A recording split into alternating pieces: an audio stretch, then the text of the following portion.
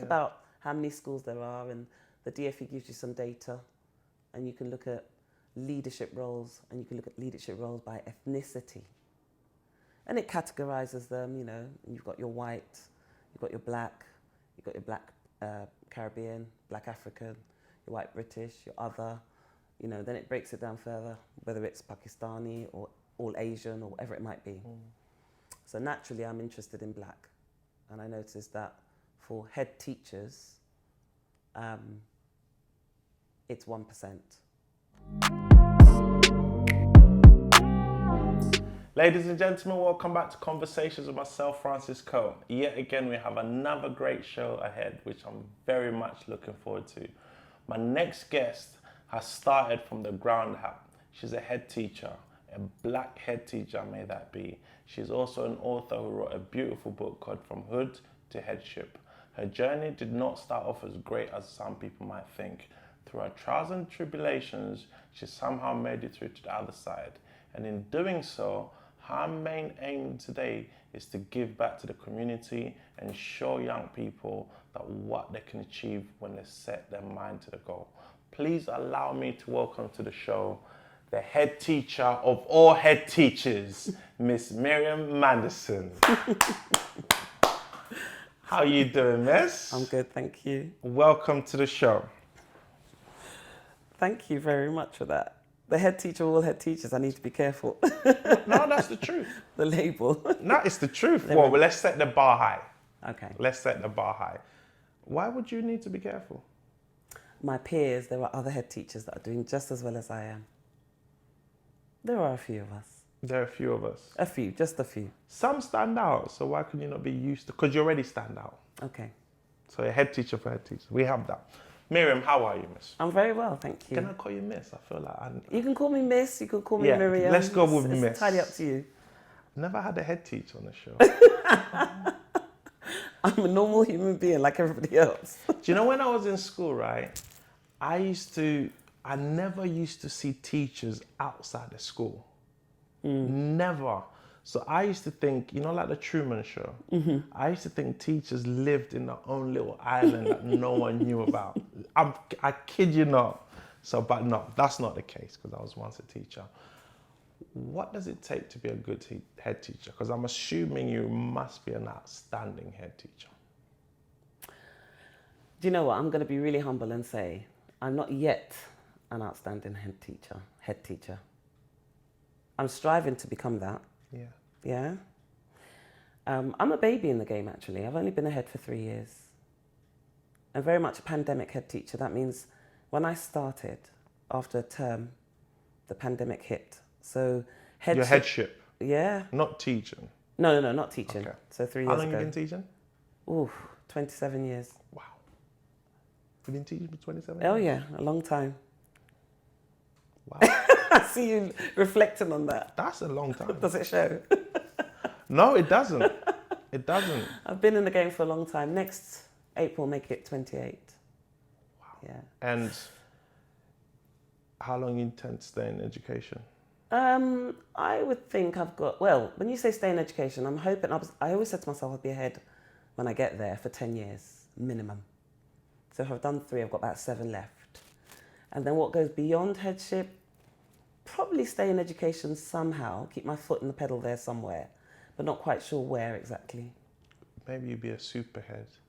I think there's only 3 superheads in the UK. Yeah, you'd be a superhead. I can see I don't know about that. Why not? I don't know. But coaching and mentoring others coming up through the ranks is a really good platform, which I kind of do anyway. Okay. I kind of do that anyway. What does it take to be a good head?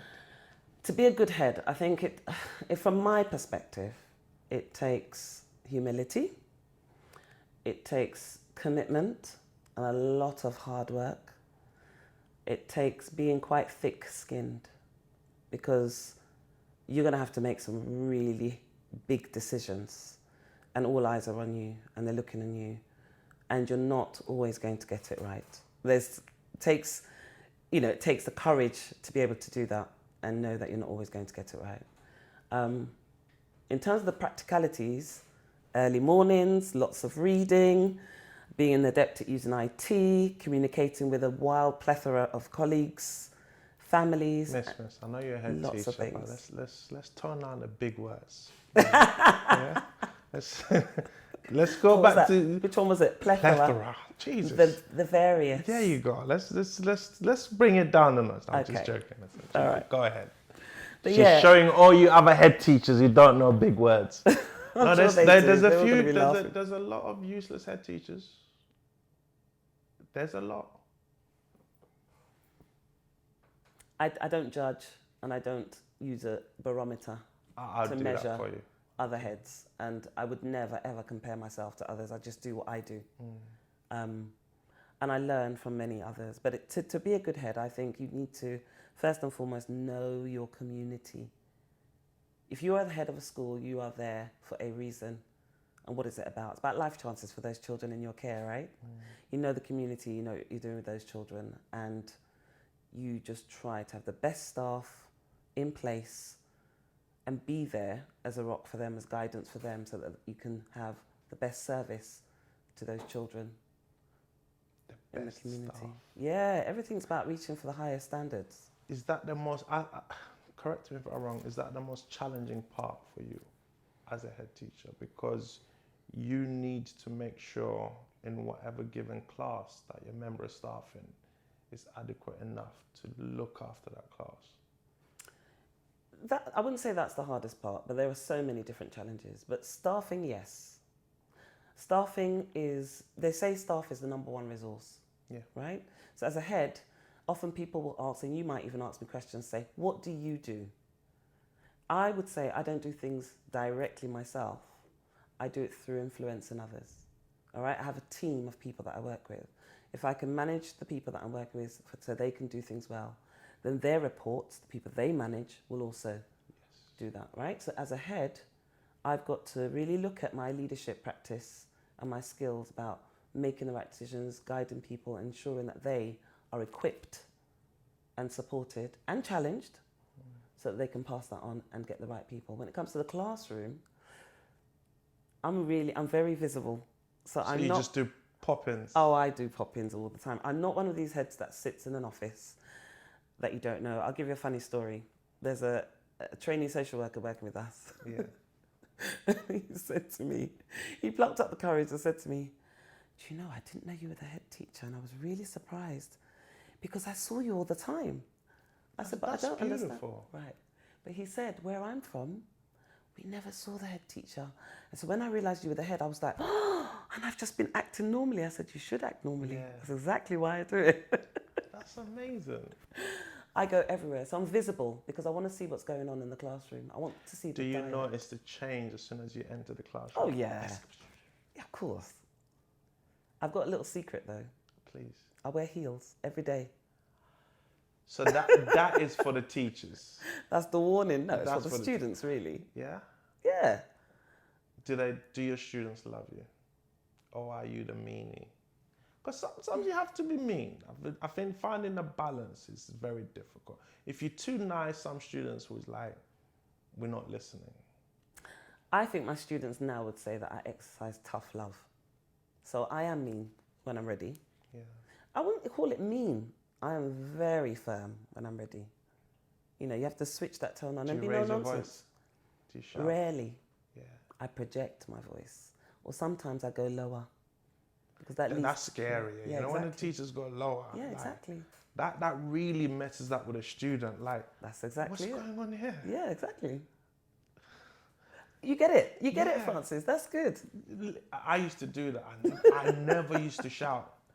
But the one time I would shout, the word would spread. Oh my gosh, Mr. Koh was shouting. So the next, because I hate when people shout at me. Yeah, so did I never used to shout, but sometimes you just have to. And you know, inside you're like, oh, I didn't really want to do that. But it's all love. Sometimes I shout. I mean, when I say sometimes, if you need to, if you raise your voice, you know, if there's a fight happening in the playground, you're not going to sort of, come on everybody, you know, you're not going to have that kind of tone, are you? You might give a big, oi, you know, to get attention and then do what you need to do to clear and get How hard was the journey for you personally to become a head? It was really hard. Because the numbers are somewhat shocking. Please, you run the numbers. Do you want me to elaborate? Yes. So we have 22,000 schools, more or less, in the United Kingdom, don't we? 22,000. 22,000 schools.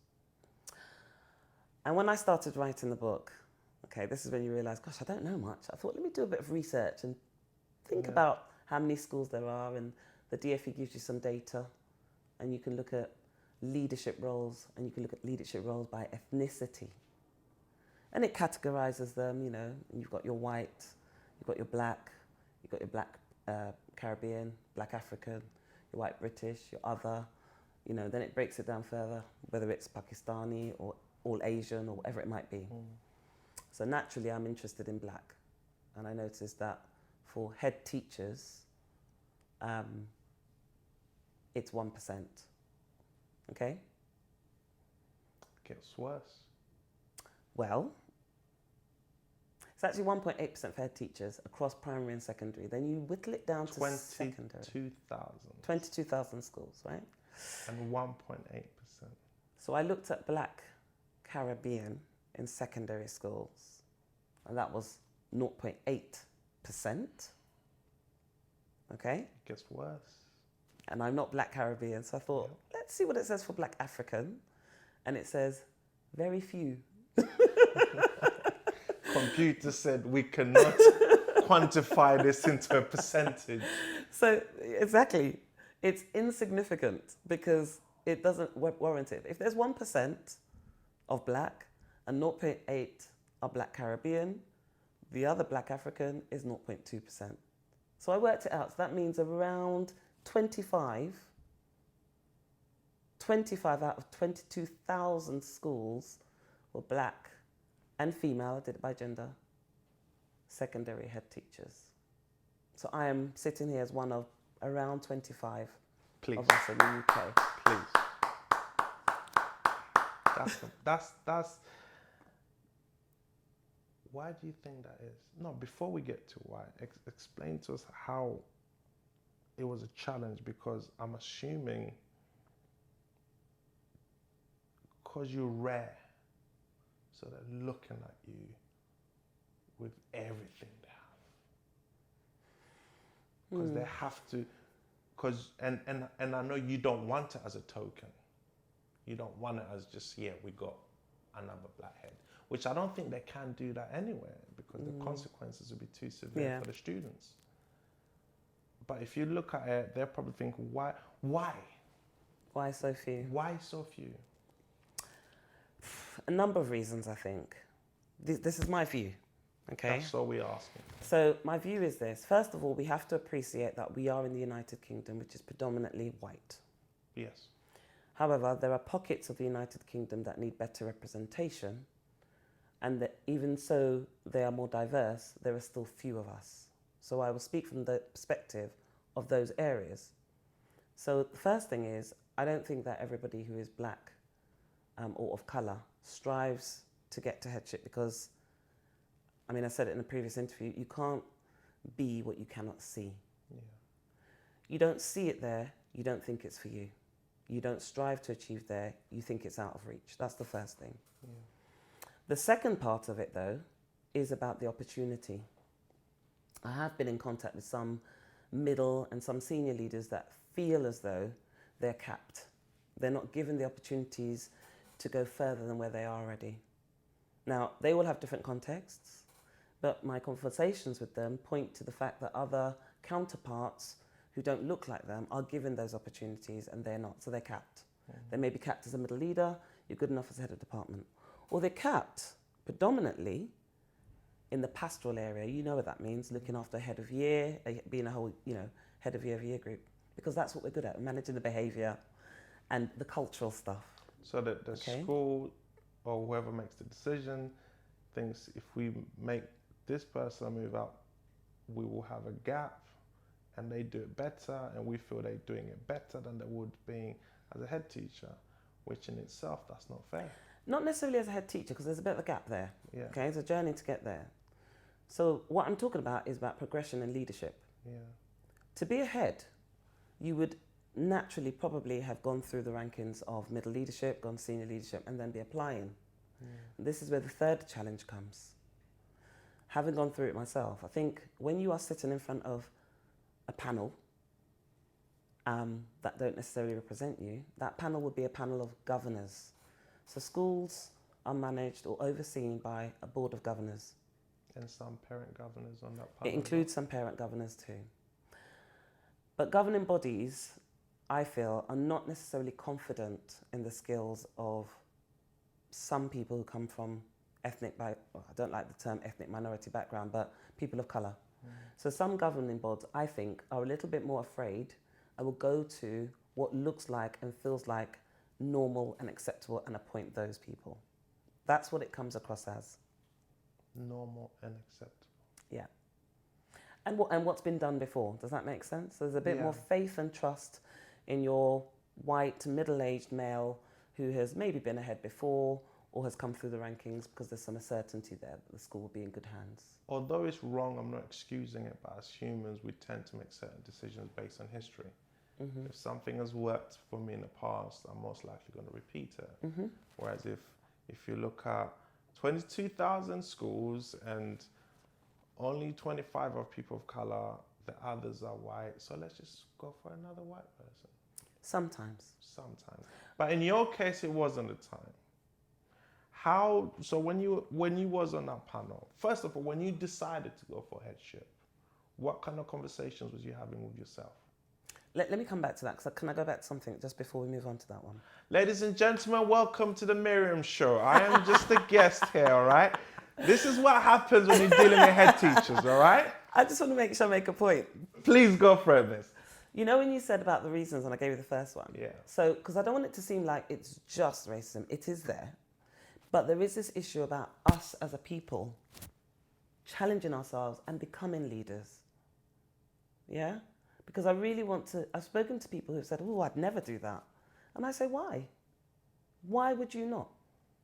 Our children need you. Yeah? That's the point I want to make as well. So there's that part of it as well. Making sure that we feel that we can. That made me think of myself, because I think of all the jobs I've had, and I've had loads of jobs, I love this job. I really enjoy having this conversation.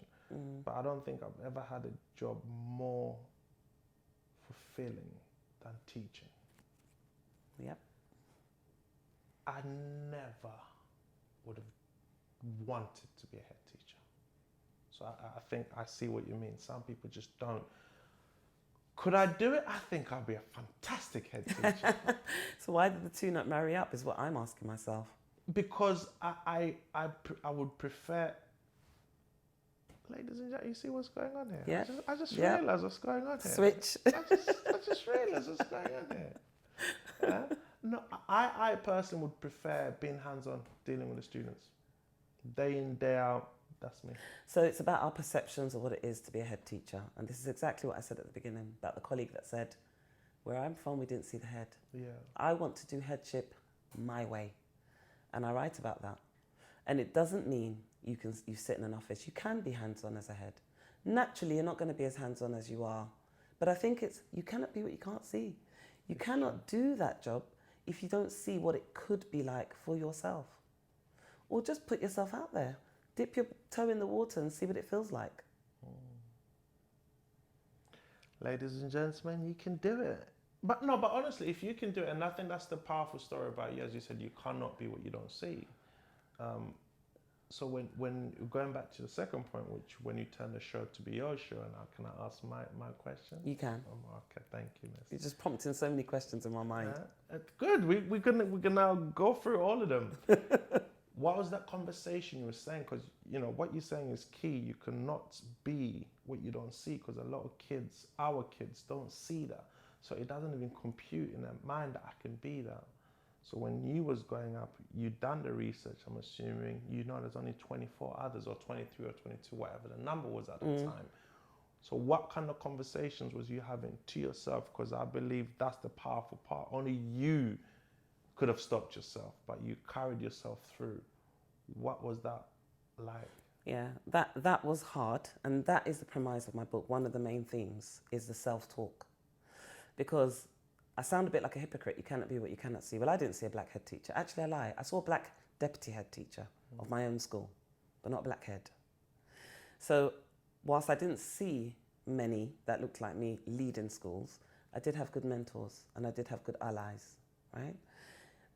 When I was getting the knockbacks, okay, often when you get a knockback, it makes you second guess yourself.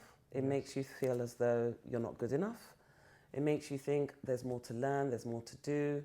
You might compare yourself to others and think, well, maybe these are you try to justify and find meaning behind why you're not achieving your goal or successful in going further along your career path. I think a lot of my self-talk is around the concept of feel the fear and do it anyway.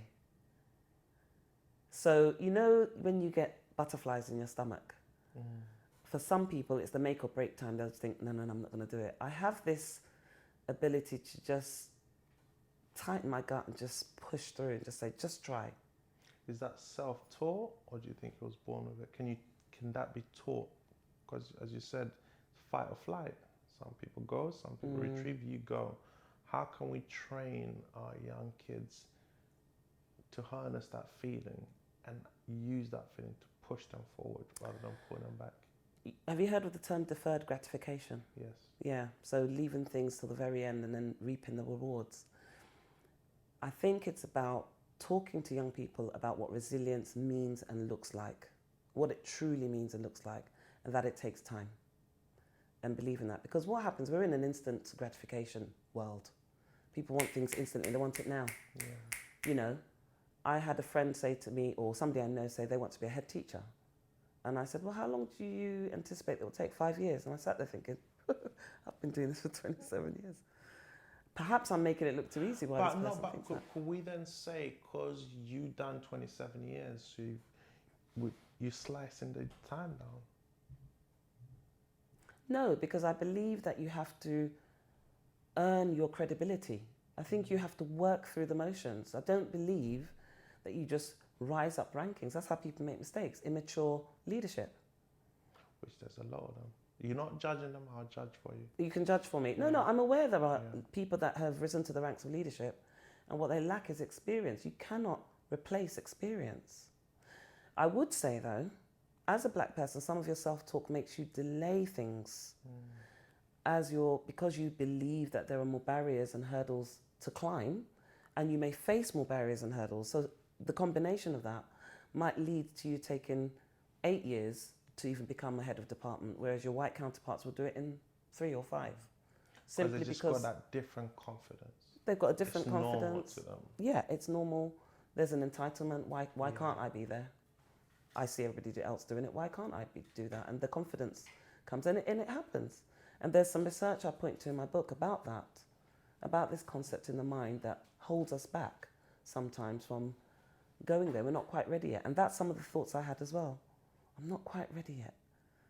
You know, when I did the training to be a head teacher, my head teacher had told me to do it 4 years prior to when I decided, okay, I'll start. All right, I'll give it a go. So the head so your head was wanting you to do it. A year after I joined the school. A year after. So he saw that in you. It was a she. She saw that in you. And those self-doubts don't get me wrong, everyone has self-doubt. Yeah. That little voice in your head is probably the most loudest and powerful voice we all have, because you can't shut it off. No. But you overcame that. Any message to the, what should we call them? Not the haters, the doubters. Not really. I mean, what do you want to say? Me to say sort of like, here I am. She said it. She said it. No, I don't think there are haters. I just think there are people who lack confidence in some of our capacity and our capabilities. You know, unconscious bias is real, and sometimes people are really not aware of how their behaviours, their attitudes, the opportunities that open up to certain people in the language they use shuts off one person and opens up a door for another. And I think that as people who are in the government, who are in education, who are governors, who know these things as they become more and more aware, should become more conscious and open about it. And there are movements to do that now. There are movements to, make simple things like advertising for jobs more open and diverse to allow people to feel as though they also are welcome to apply for certain roles. It's happening. Not at the extent that we'd like it to, but it's happening.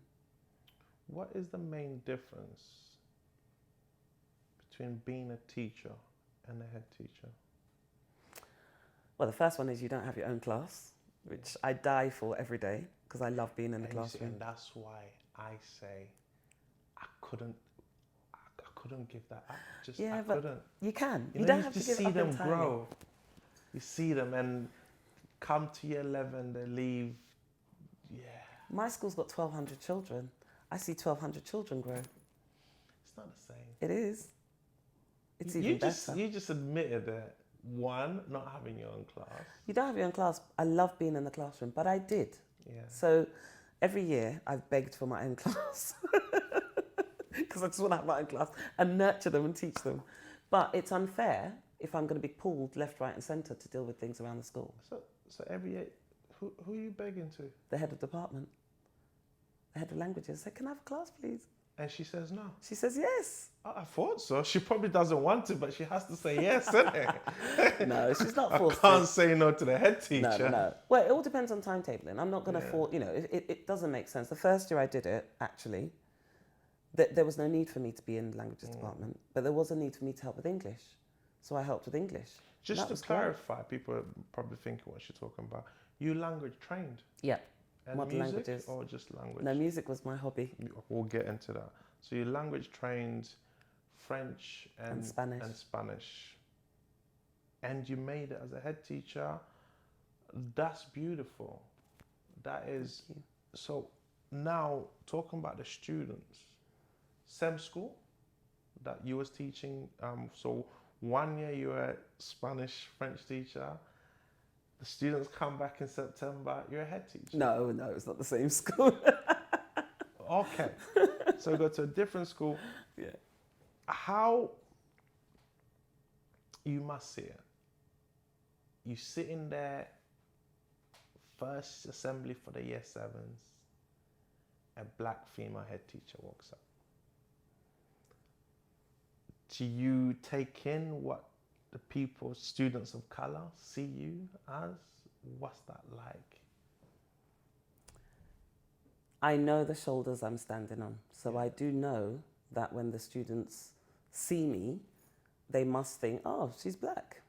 Yeah. And that's okay. It's a good thing, I'm assuming. Of course it's a good thing. And I recognise that I'm representing something that is not the norm. Although there are more in primary schools. Remember I said the statistic was for secondary? Yeah. Because there are much more primary schools. There are smaller numbers. Primary school is different because the kids they're not fully aware yet of the struggles that colour brings to life. Primary, that's my opinion. I believe primary school kids, they're more happy. They don't really, they don't compute she's black. She's nice, he's nice, horrible, strict. That's my feeling. But when you're in secondary school now, you get older nice, because from primary school to secondary school, I think it's a big jump. It is a big jump. It's huge. And they become hormonal and they're maturing. And so they are taking in more of the social construct of what they're going to every day. And it does matter how the staff treat them and what they perceive and what they see. So I do know that I bring a bit of flavour, shall we say, to my school. I'll tell you a funny story. We had a culture week the other week, very sort of near the end of term. Yeah.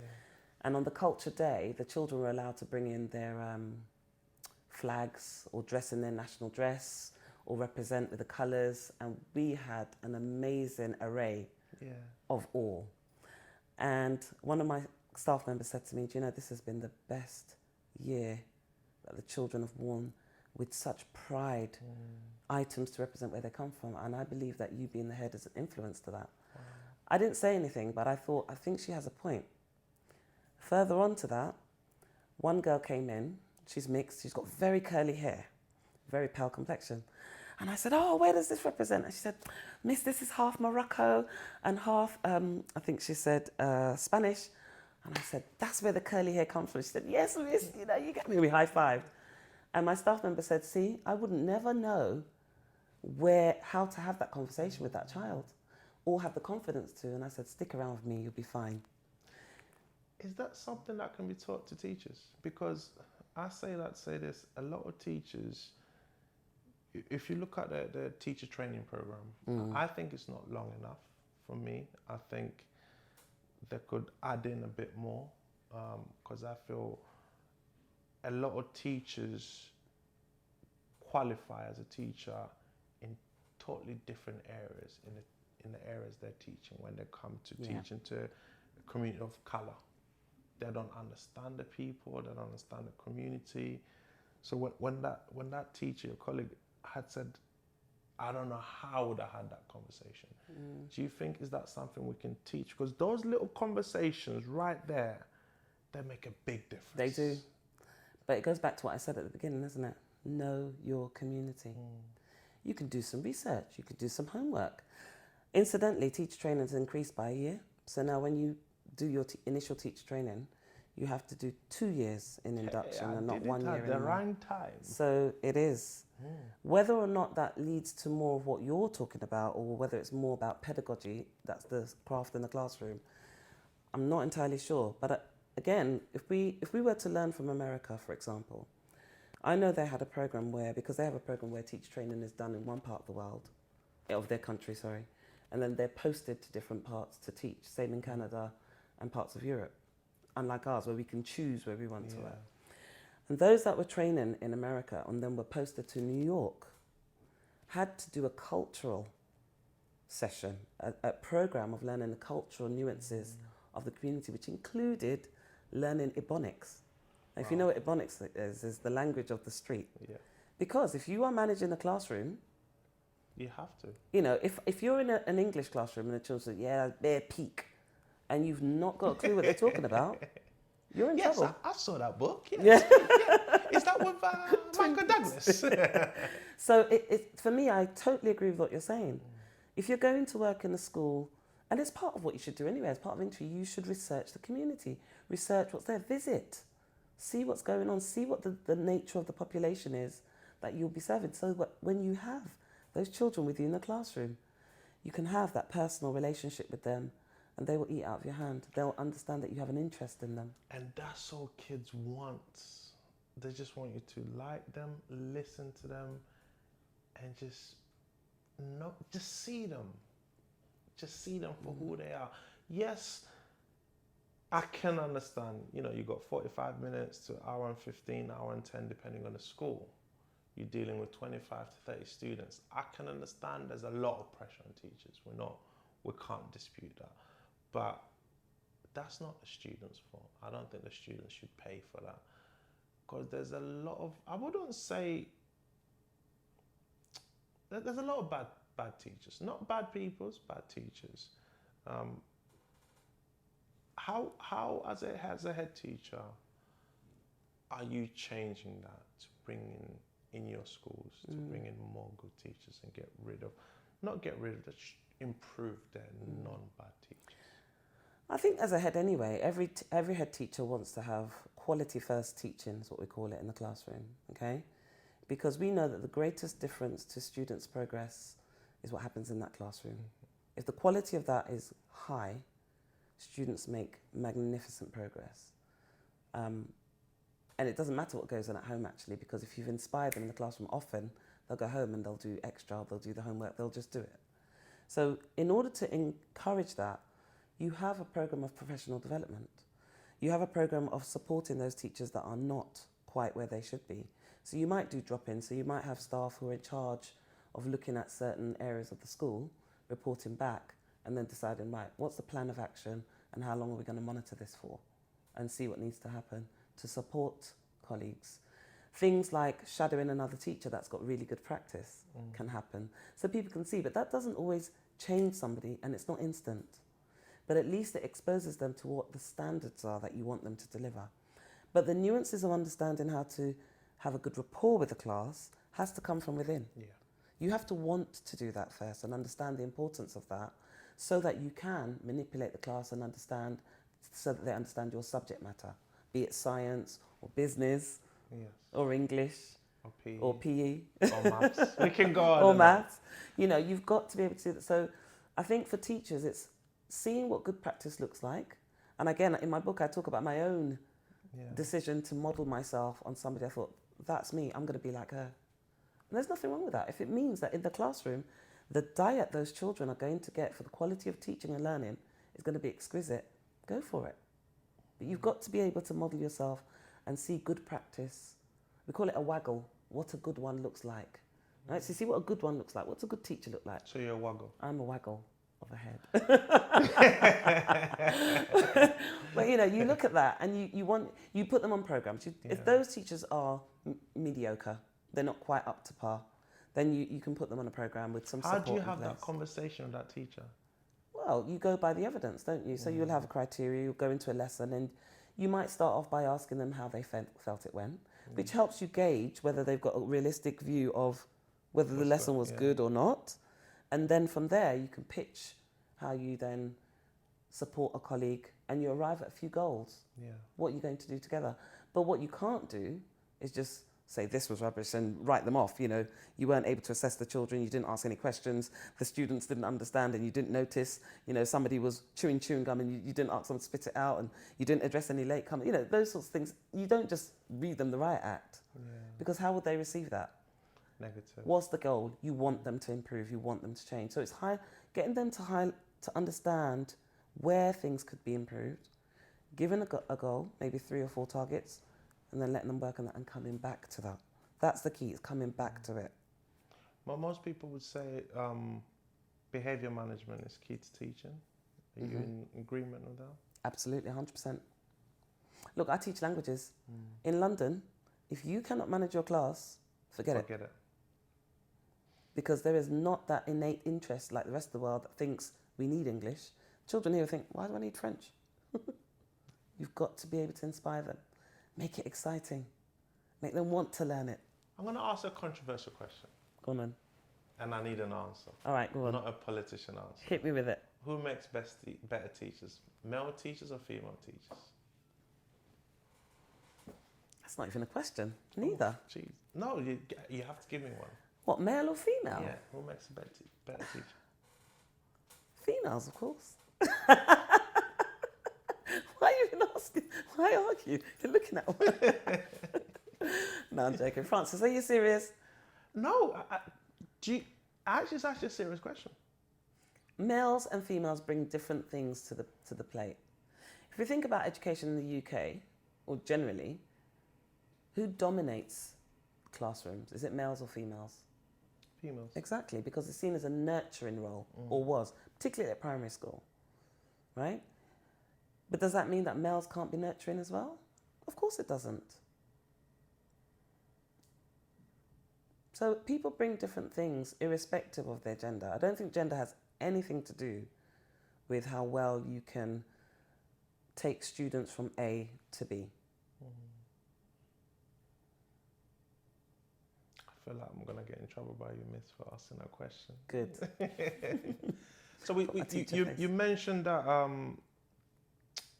if it's done right in a classroom, kids will go home and they feel inspired. Right?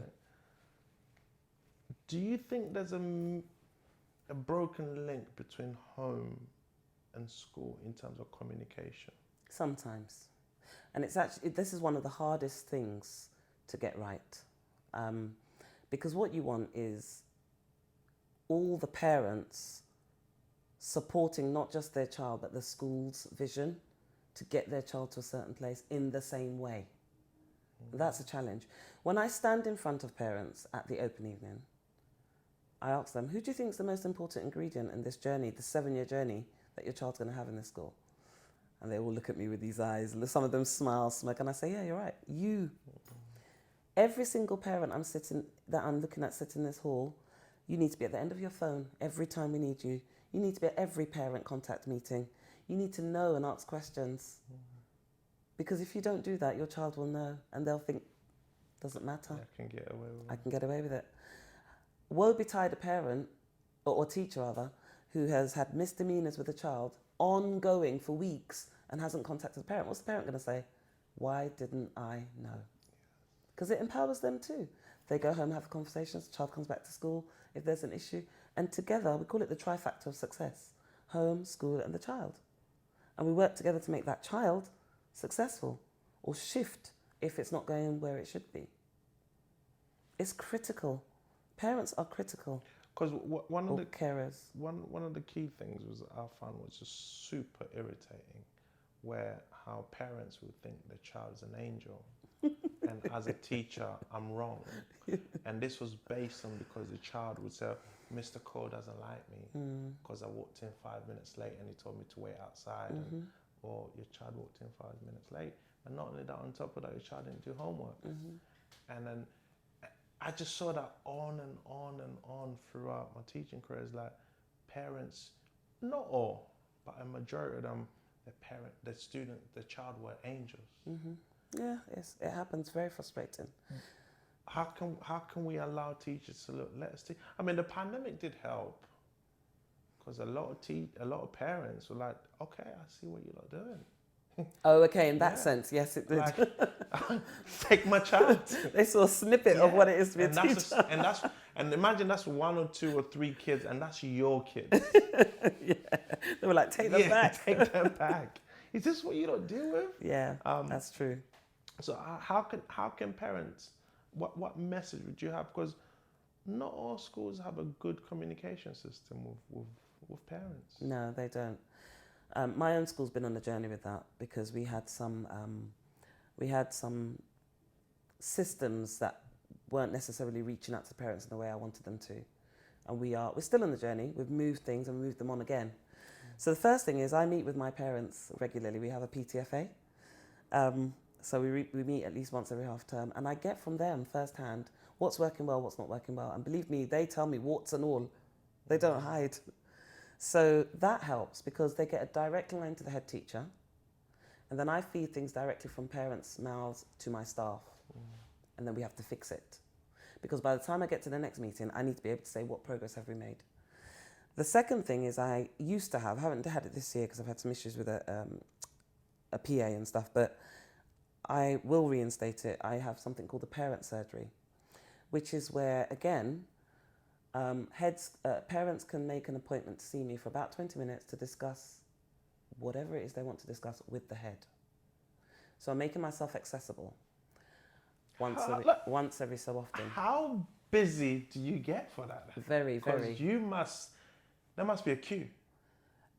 Yes, but when you have a PA, you manage it. So I might have, so I might dedicate 2 hours to parent surgery, 20-minute slots. That's 6 parents for that particular evening. And I will slot that in certain times in the calendar. Okay? Doesn't mean they can't see me at any other times, but those dedicated 20 minutes for something they may wish to really speak to me about, and they get that dedicated time. But other than that, my staff know, and this will be the same in many schools, that the head of year has a really key role in communicating with parents regularly. So anytime a parent contacts the school, the head of year usually gets back to them straight away. Should. And in my school, I often make sure that parents have had communication from someone, particularly somebody of a leadership standard, because they want things sorted, or they want some help, or they want some inquiries. So that's usually the best way forward, just phoning the school or emailing heads of year and things like that. But we also have a system that we use to text and email parents, like every other school, newsletters, website, we're on social media. We try and reach out to parents as much as possible. What was you like as a student? Do you know what I say to the students when they get to year 11? I say to them, when you get really good grades in my subject, I'll tell you what I was like as a student. I got good grades. Didone's cracking up over here. Didone's laughing. And I raise my eyebrows. But often, I tell you on a serious note, when I wasn't a saint, let's just put it that way, but I wasn't a sinner either, right? It wasn't too bad, but I wasn't great. But do you think that's what made you a good teacher? Absolutely, spot on.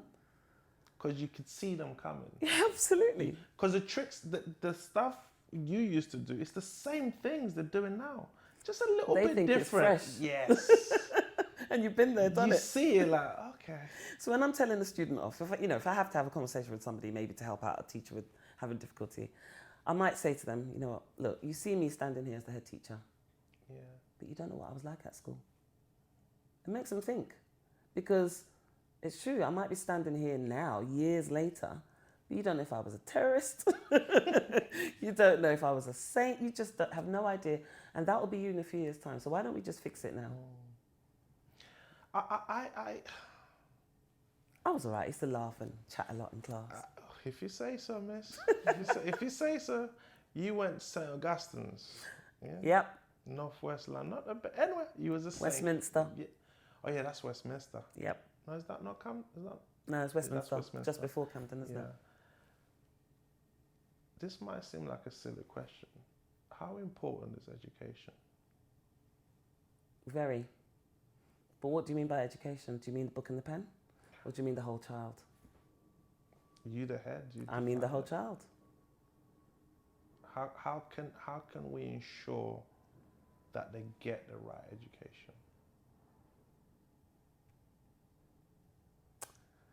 By having the right people in place that really care about making a difference to the children, that really care.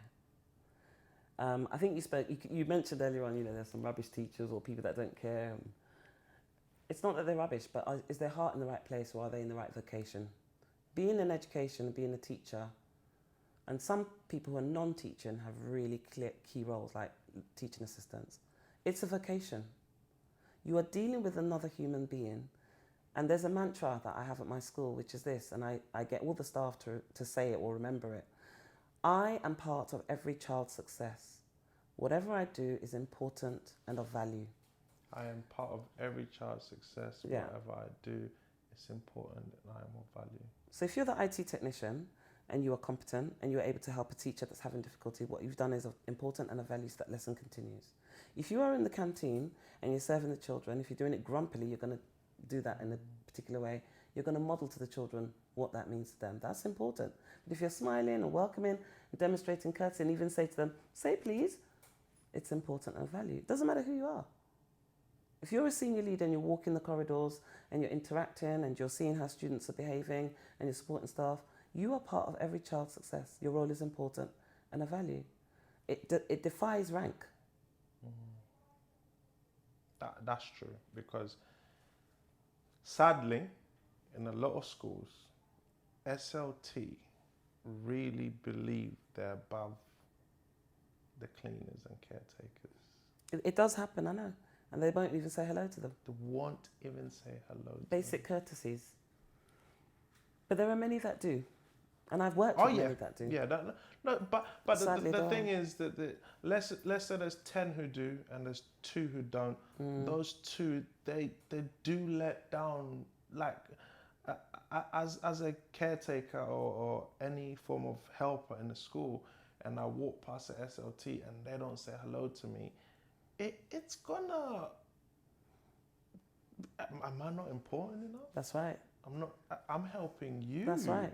That's right. But when you need something, you then call me. Yeah. It matters, doesn't it?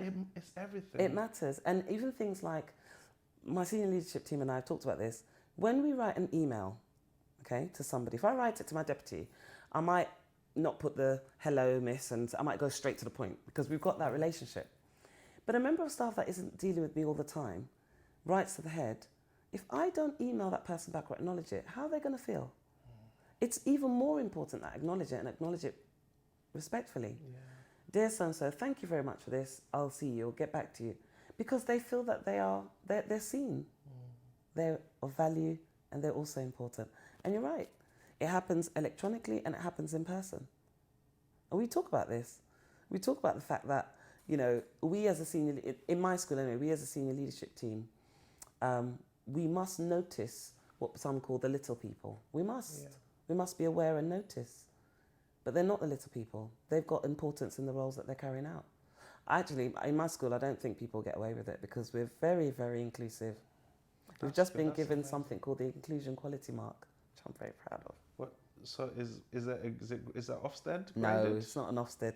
It's another award that schools can apply for and get. It sounds like you're an amazing head teacher, miss. Is there any jobs available for me? What can you do? Let's see. Huh? Let me think. Would you want to be my PA? I'm looking for a PA at the moment. I want to teach. No.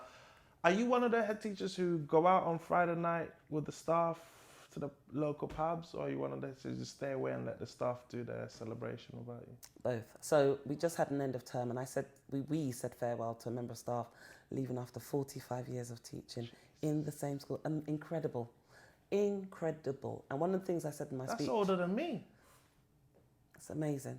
One of the things I said in my speech was she's managed to do senior leadership, teach for 45 years and still be on her game. Now, that is an achievement. Wow. She's good.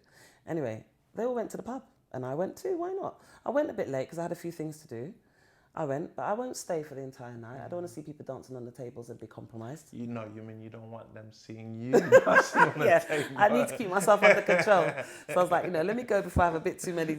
Nah, it's fine. I go. I love my school, I have to say, and I love the staff there. We've got a really good, diverse population, very open. That's the way it feels for me anyway at the moment. And I was able to go. And for me, I live by feeling comfortable in my skin. I won't do something if I don't feel comfortable about it, but neither would I put on a persona or be somebody different. I went along, socialised for a bit, and then I went home. I was absolutely knackered. It's the end of term. I needed to sleep. That was more important. That's amazing. What advice would you give to a young child, a young kid of colour who is inspiring to be a teacher, looking at you one day want to become a head teacher? I would say, first of all, make sure you think about doing the subject you're passionate about. So you will always do it. My subject started off as a hobby, dipping into languages. At what age did you learn both languages? I started learning French, I'd say, honestly, from about the age of about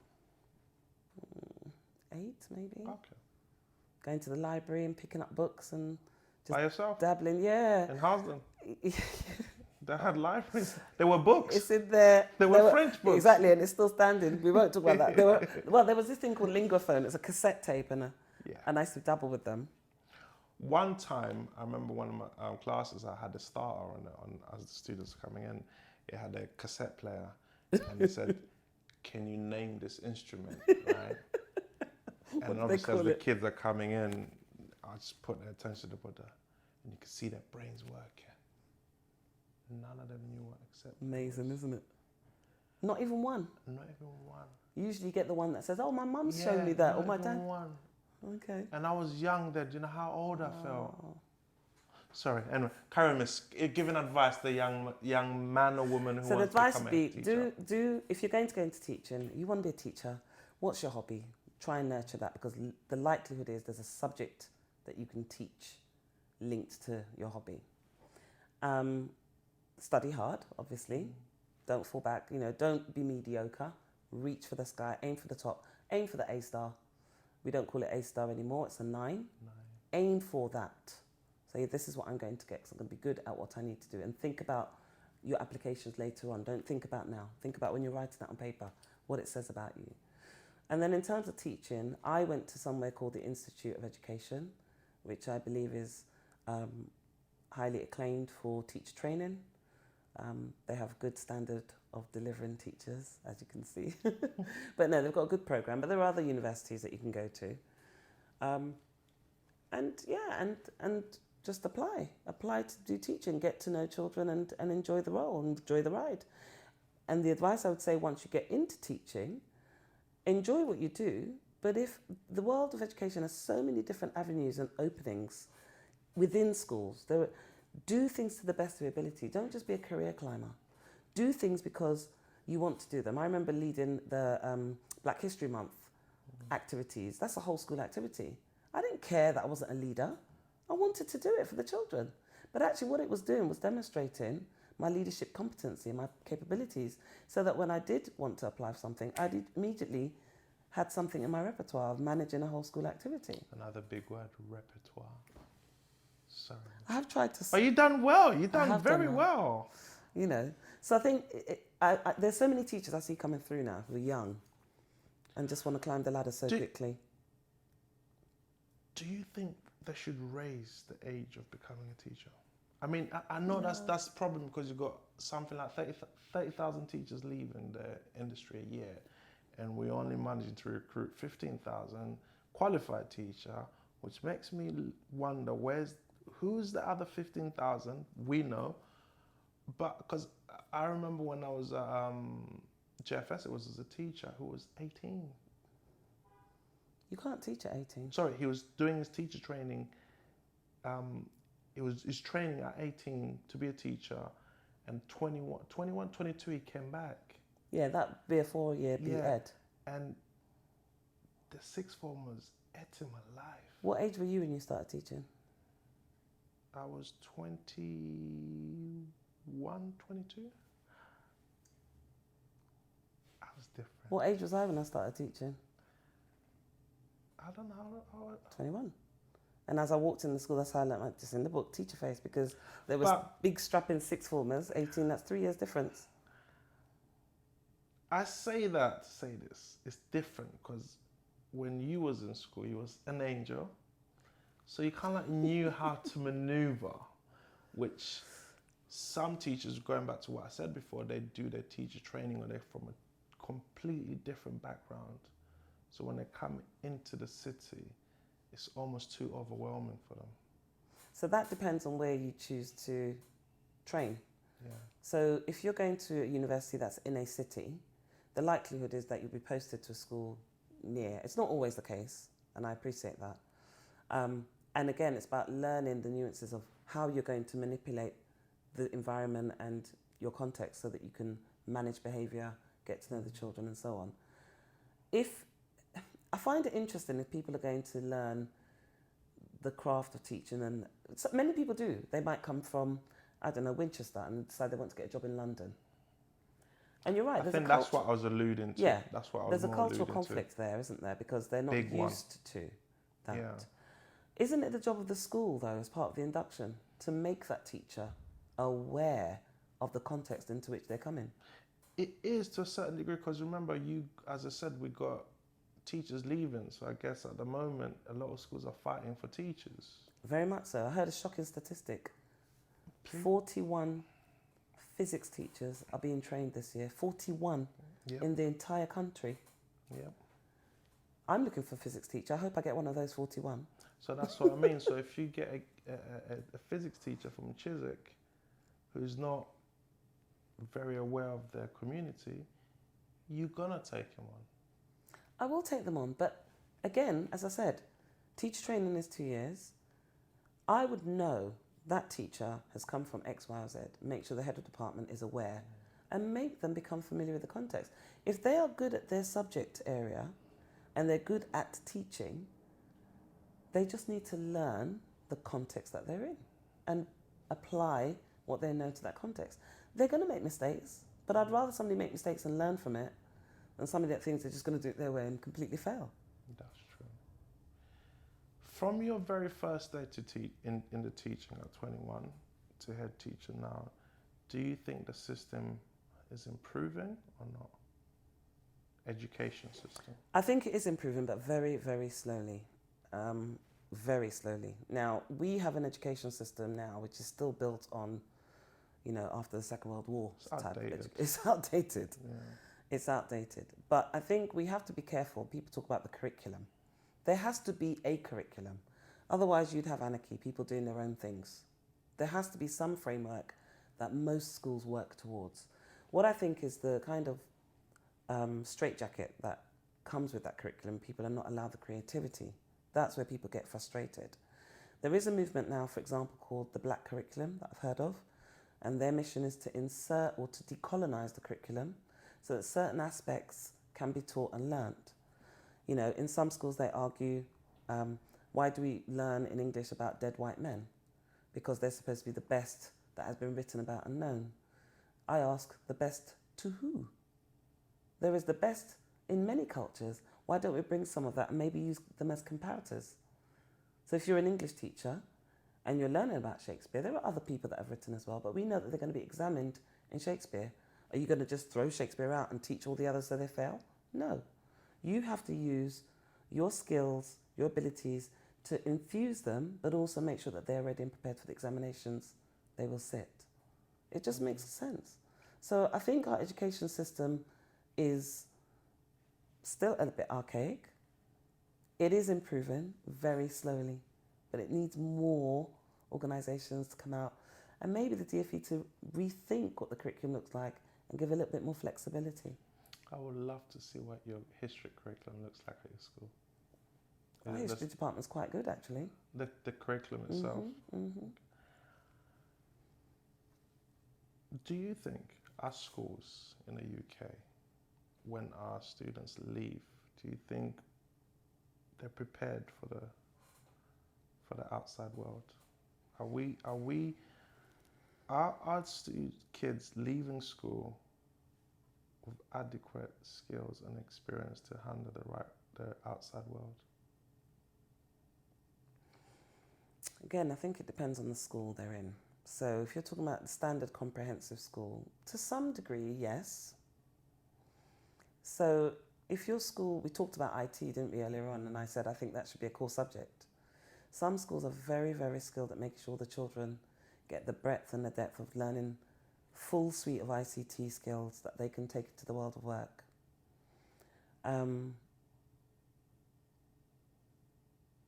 I do think, though, there are a large proportion of children still who leave school without the confidence because they haven't quite achieved where they need to put them to the next stage. In this country, you have to get at least 5 good GCSEs. Okay, some children are not leaving with that.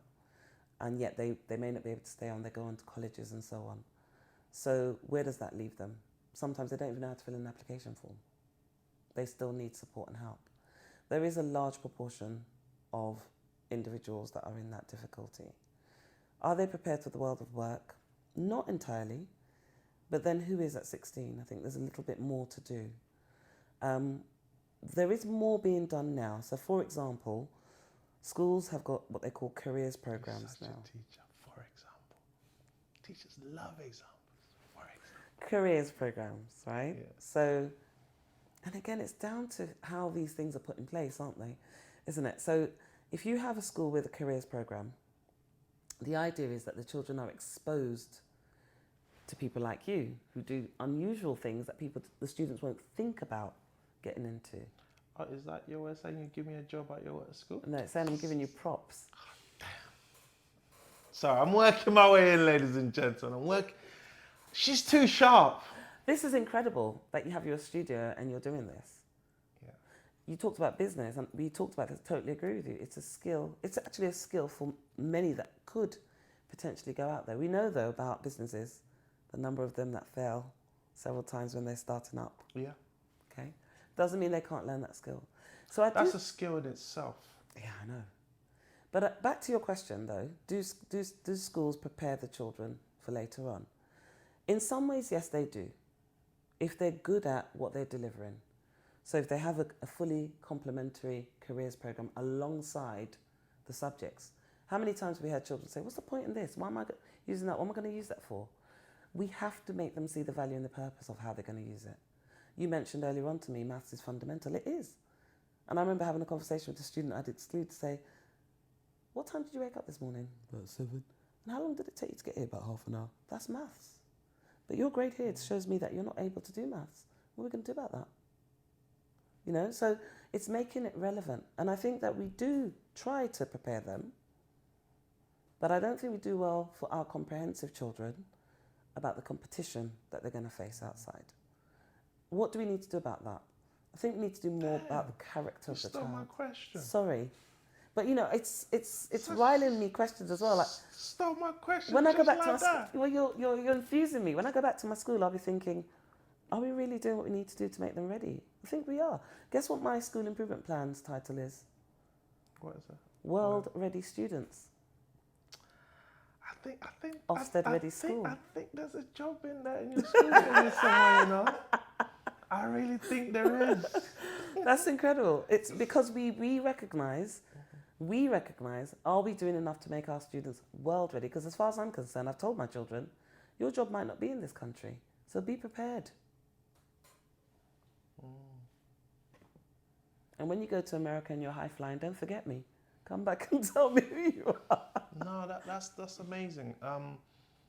Thank you. I think you are an inspiration. That goes without saying. You're one of 25. That makes you rare. And you know what you're doing.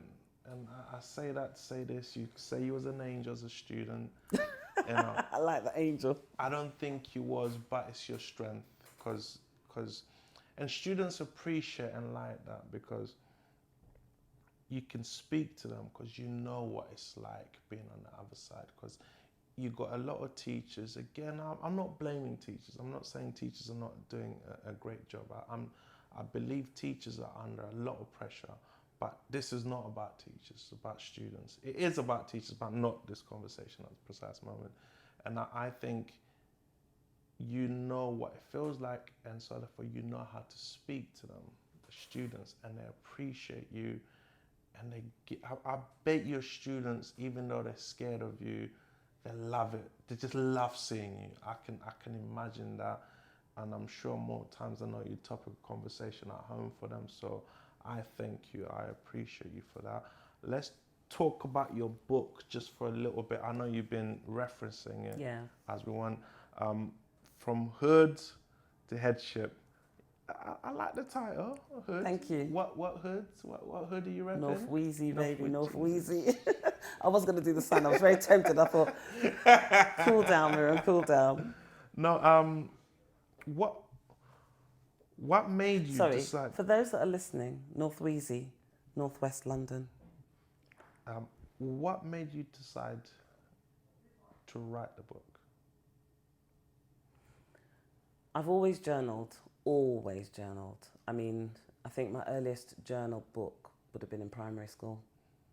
And I had always wanted to write a book. Fictional. Never ever got it off the ground because it just seemed too big a jump. It's too hard to do. I'm never going to do that. So when I became a head teacher, well, let me take it a step back. When I became a senior leader,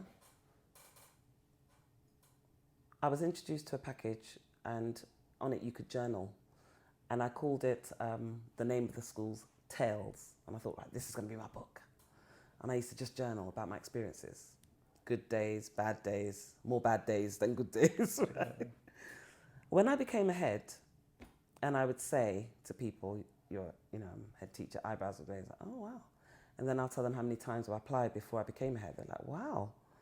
And I thought, okay, there's something here. And then I went to my friend's book launch. And I said, I'm going to write my book. And Winsome spoke, Winsome Duncan, Peaches Publications. Give her props. And, she talks about leaving your legacy, which I believe in, which is actually one of my mantras, live to leave a legacy. And I went to my friend.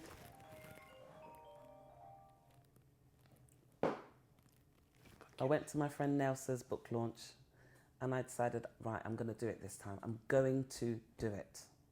Definitely going to do it. There's no excuses. I believe this is destiny. I was meant to come to this book launch. I'm going to do it this year. I've got my headship. I'm going to do it. And that was it. I decided then.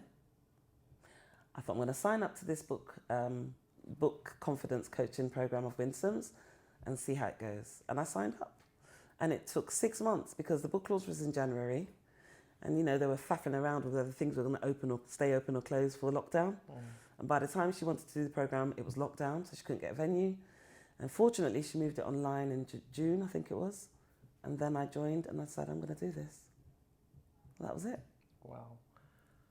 Because I'm currently reading this book. Okay. And what I've decided, I've got 3 girls. Excellent. 10, 7, 4.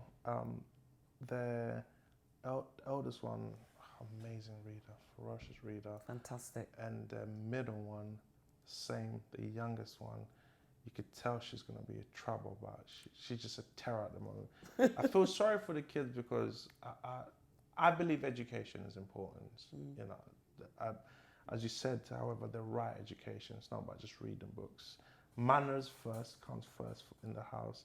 Mrs. works for UCL University, so we're very educate heavy in the house. So as soon as I finish, I'm giving this to my girl to read. I bring them here every now and then. She's already seen it. She's like, oh, she's a head teacher. And I told her, you're from Housen. Oh, she, Neas. So just little things like that. Yeah. Little things like that. Although she's 10, she's going to understand the book. I think she'll get it, and we're going to have a conversation.